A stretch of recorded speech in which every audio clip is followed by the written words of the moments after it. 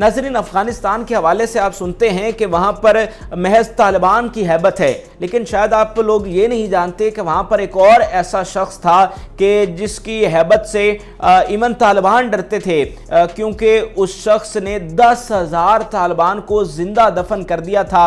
जी हाँ, मेरी मुराद अब्दुल रशीद दोस्तम से है। अब्दुल रशीद दोस्तम को एक जालिम तरीन और बेरहम तरीन शख्स कहा जाता है, क्योंकि उसने अपने 40 साल जो उसने हुकूमत की मुख्तलिफ इलाकों पर, उसने लोगों को जो है उनका जीना दुभर कर दिया था और लोगों की टांगें कांपती थी उसके आगे खड़े होकर। इसी तरह तालिबान जो है वो भी उसके खिलाफ लड़ने की जुर्रत नहीं करते थे। लेकिन अब जब तालिबान ने अपने तमाम दुश्मनों को शिकस्ते फाश किया, सुपर पावर्स को अफगानिस्तान का कब्रिस्तान बनाया, वहीं तालिबान ने अब पहली बार अपने सबसे बड़े दुश्मन को इबरत का निशाना बना दिया है। और वो अब्दुल रशीद दोस्तम जो बड़े तकब्बुर और गुरूर के साथ अपने फौजी लेकर निकला था तालिबान से लड़ने के लिए, अब वो दुम दबाकर भागने पर मजबूर हो गया अफगानिस्तान से, यहाँ तक कि अपना महल तक छोड़ने पर मजबूर हो गया। आज उसके तमाम जो असासे हैं वो तालिबान के कब्जे में हैं और अब्दुल रशीद दोस्तम का कुछ पता नहीं कि वो कहाँ गया और अब किस हाल में है और उसके साथ क्या हुआ।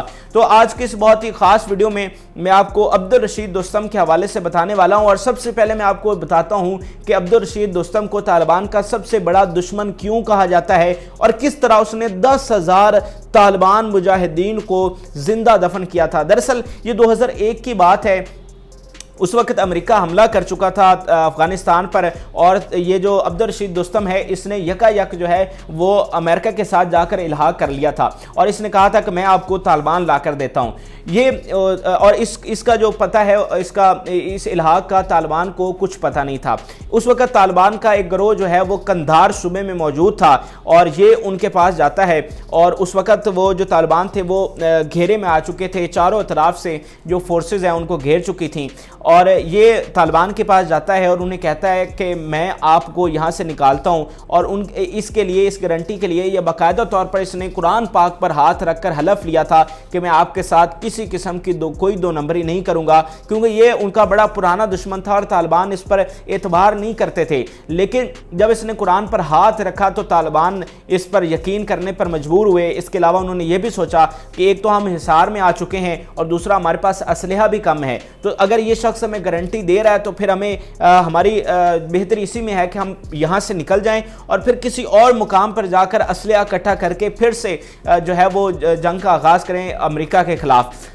इसकी यकीन दहानी पर और हलफ रखने पर तालिबान राज़ी हो जाते हैं और ये उन्हें कहता है कि आप इन कंटेनर्स में जो है वो आप बंद हो जाएं, क्योंकि ये कहता है कि कुछ जो है रास्ता उसमें आपको इन कंटेनर्स पर लेकर जाया जाएगा और उसके बाद आपको कंटेनर से निकाल दिया जाएगा। अब तालिबान इस पर यकीन दहानी करते हुए उन कंटेनर्स में जाकर बैठ जाते हैं और कंटेनर्स को बाहर से बंद कर दिया जाता है। लेकिन जो ही थोड़ा सा रास्ता गुजरता है, दरअसल ये इन्हें कंधार से शबरगान लेकर जा रहा था जो कि इसका अपना आबाई सूबा है। ये जब कुछ वक्त गुजरता है तो कंटेनर में जो तालिबान हैं उनका दम घुटना शुरू हो जाता है। बंद कंटेनर्स होते हैं, आप सोचिए कि उनके अंदर क्या हालत हुई होगी। तो तालिबान जो हैं जब उनका दम घुटना शुरू हो जाता है तो वो अंदर से पीटना शुरू करते हैं जो कंटेनर्स होते हैं।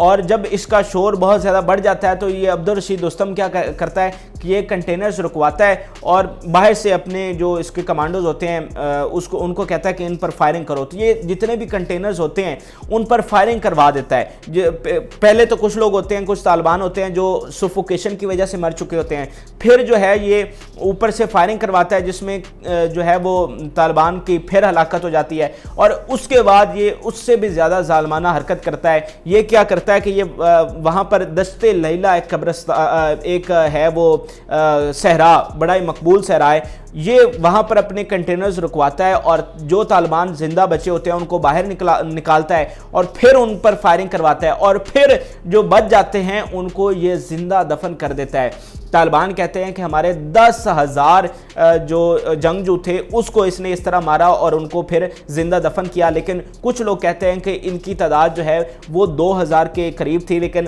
तालिबान फिगर ये देते हैं कि ये 10,000 के करीब हमारे जंगजू थे। इसके अलावा जर्मनी की एक रिपोर्टर हैं, वो इस वाक़ये को इस तरह से बताती हैं कि उस रोज़ ان کی گاڑی جو ہے ان کنٹینرز کے پیچھے تھی اور وہ ٹریول کر رہی تھی اور اتفاقاً وہ وہاں پر اسی روڈ سے گزری جہاں سے یہ کنٹینر جا رہے تھے. تو وہ جرمنی کی رپورٹر کہتی ہیں کہ میں نے اس پوری سڑک پر خون ہی خون دیکھا, کئی کلومیٹرز تک وہ پورا جو روڈ ہے وہاں پر خون ہی خون مجھے نظر آیا. یعنی جو اس نے باہر سے فائرنگ کروائی تھی تو طالبان کا اتنا وہاں پر خون جو ہے وہ بہا تھا.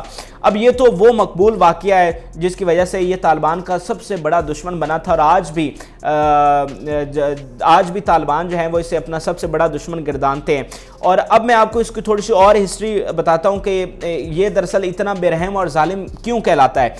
یہ جب اس کے حوالے سے یہ مشہور ہے کہ یہ اقتدار کا بھوکا ہے. یہ جب بھی کوئی وہاں پر عالمی طاقت آتی ہے تو یہ فوراً اپنی سائیڈ بدل کر اس کی طرف ہو جاتا ہے, اور اس کی ہمیشہ یہ کوشش رہی ہے کہ کسی نہ کسی طریقے سے میں اقتدار میں بیٹھوں.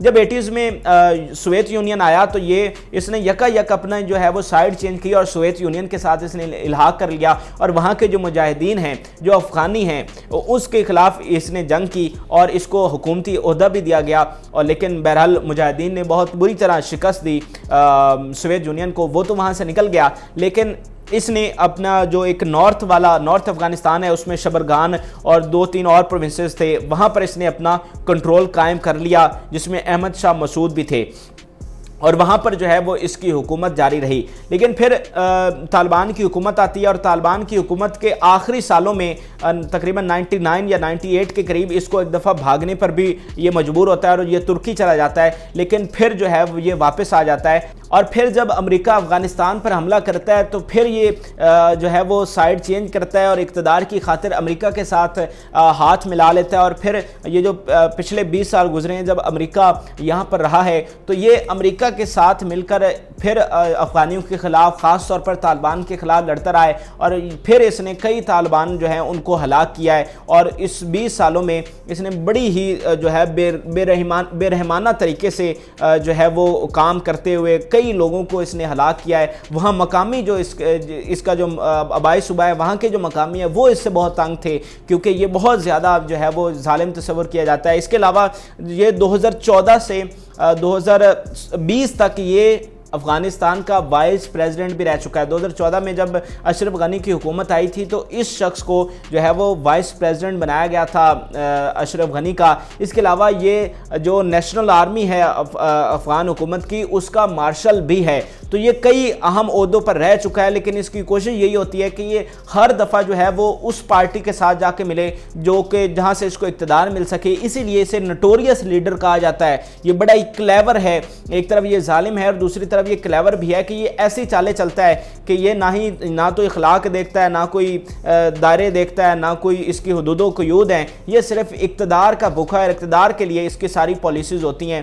اور اس کے علاوہ عبدالرشید دوستم کی اپنی بھی ملیشیا ہے جو کہ 90s میں لڑتی رہی تھی طالبان کے خلاف, اور سول وار میں اس نے حصہ لیا تھا جس کی تعداد 40 سے 50 ہزار کے قریب ہے. لیکن پھر جب سے یہ مارشل بنا افغان نیشنل آرمی کا تو اس کی اپنی جو ملیشیا تھی وہ ڈی ایکٹیویٹ ہو گئی تھی, لیکن بہرحال وہ اس کے انڈر رہی. اور اب جب طالبان نے حملہ کیا تو اس نے اعلان کیا کہ ہم طالبان کا مقابلہ کریں گے, سرنڈر نہیں کریں گے, طالبان کو کچل کر رکھ دیں گے. اس نے اس کی جو اپنی ملیشیا تھی اس کو دوبارہ سے ایکٹیویٹ کیا. افغان جو آرمی ہے اس کی کمانڈ جو ہے وہ یہ لے کر بڑھا, اور یہ اس وقت جب طالبان نے اس کے گھر پر قبضہ کیا, اس کے صوبے پر قبضہ کیا تو یہ بیرون ملک تھا, لیکن یہ وہاں سے آیا بڑے تکبرانہ انداز میں کابل یہ 2 دن رہا, اور پھر کابل سے کمانڈوز لے کر جو ہے وہ وہاں سے اس نے اعلان کیا کہ میں جا رہا ہوں اور اپنے علاقے سے طالبان کو پاک کر دوں گا, طالبان کا صفایا کر دوں گا. اور اس نے یہ بھی کہا کہ میں دشت لیلہ کی جو تاریخ ہے اس کو پھر سے ریوائز کرنے والا ہوں, اور طالبان کے ساتھ میں وہی کروں گا جو 20 سال پہلے میں نے کیا تھا.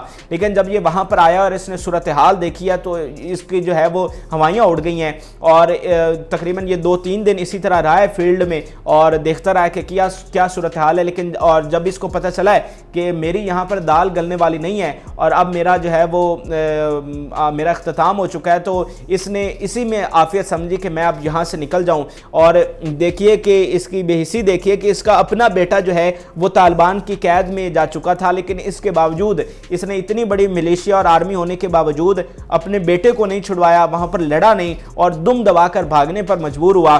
اور اس کے اپنے جو محلات ہیں وہ طالبان کے قبضے میں جا چکے تھے اور اس نے کسی طرح کی ریزسٹنس نہیں کی. ویسے تو पिछले 40 सालों में इसने अफगानियों का जीना दोभर किया हुआ था और 79 लोगों को मारने में ये बड़ा शेर रहा है। लेकिन जब असली शेरों से लड़ने की बारी आई है तो फिर ये लोमड़ी की तरह वहाँ से दुम दबाकर भागा है। और इसके बारे में ये कहा गया है कि ये ताजिकिस्तान गया है, लेकिन अभी तक इसके बारे में कोई तस्दीक नहीं हो सकी कि ये वाक़तन ताजिकिस्तान गया और वहाँ पर मुकीम है या नहीं। इससे पहले एक दफ़ा ये तुर्की गया था 98 में और 1 साल वहाँ पर रहा, और अब जो है इसके बारे में कहा जा रहा है कि ये ताजिकिस्तान गया है, लेकिन इस बारे में कुछ तस्दीक नहीं है। और अब इस तरह जो तालिबान का सबसे बड़ा दुश्मन था अब्दुल रशीद दोस्तम, वो अपने अंजाम को पहुंच चुका है। और अब अब्दुल रशीद दोस्तम तवक्को यही है कि कभी अफ़गानिस्तान वापस नहीं आ सकेगा, क्योंकि जिस दिन वो अफ़गानिस्तान आ गया या जिस दिन, क्योंकि तालिबान अब भी इसको ढूंढने का जो है वो कोशिश में है।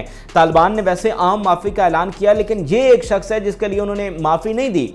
जिस दिन ये तालिबान के हत्थे चढ़ गया उस दिन इसका जो है वो सर कलम तालिबान करेंगे, क्योंकि इसने जितना तालिबान के साथ किया है वो तालिबान ज़रूर उसका बदला लेंगे। लेकिन ये बहरहाल अपने उस अंजाम को पहुंच चुका है जिसकी इसने कभी तवक्को भी नहीं की थी, और सारी ज़िंदगी ये इसी तरह गुरूर और तकब्बुर में गुजारता रहा है। लेकिन आज इसे अपने मुल्क से, अपने घर से और अपने बेटे को कैद में छोड़कर वहाँ से भागना पड़ा है। तो ये आज की वीडियो थी जिसमें मैंने आपको अब्दुल रशीद दोस्तम और वो तारीख़ी वाक़या बताया। और आज जब तालिबान अपने इक़्तिदार को एंजॉय कर रहे हैं, खुशियाँ मना रहे हैं, जश्न मना रहे हैं, तो शायद वो 10,000 तालिबान जो ज़िंदा दफन हुए थे, जिन्होंने कुर्बानियाँ दी थी और अपना खून दिया था इस फतह के लिए, तो आज शायद उनके यही जज्बात होंगे कि हमारा भी खून शामिल है इस तज़ीने गुलिस्तां में, हमें भी याद रखना जब चमन में बहार आए। इजाज़त दीजिए, अल्लाह।